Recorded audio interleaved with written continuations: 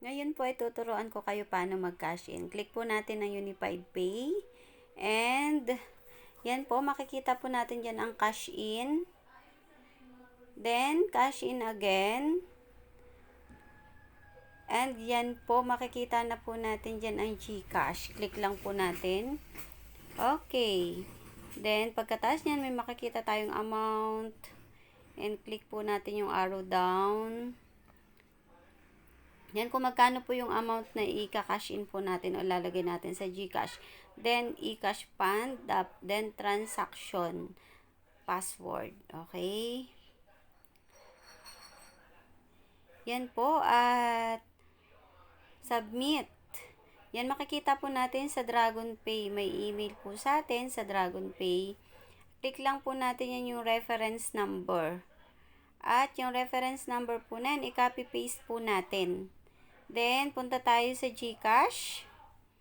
Pag-click natin sa GCash, yan, syempre, password. Or yung MP natin.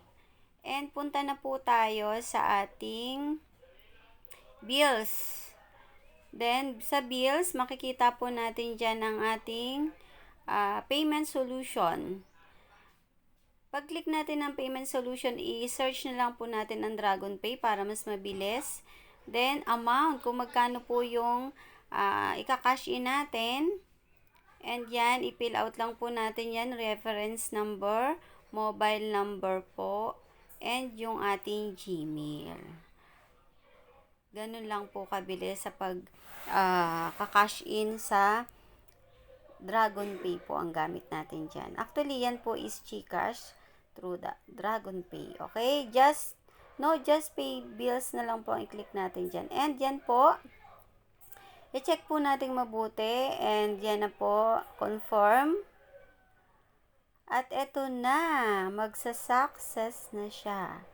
Okay, at i-check po natin ang ating Unified Pay kung pumasok na nga po. Ayan po.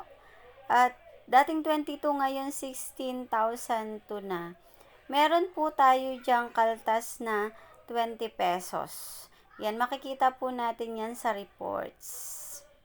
Kaya po, naging 16,002 pesos na lang po siya. And yan po, makikita natin dyan sa ating reports. Anytime pwede naman natin siyang i-check.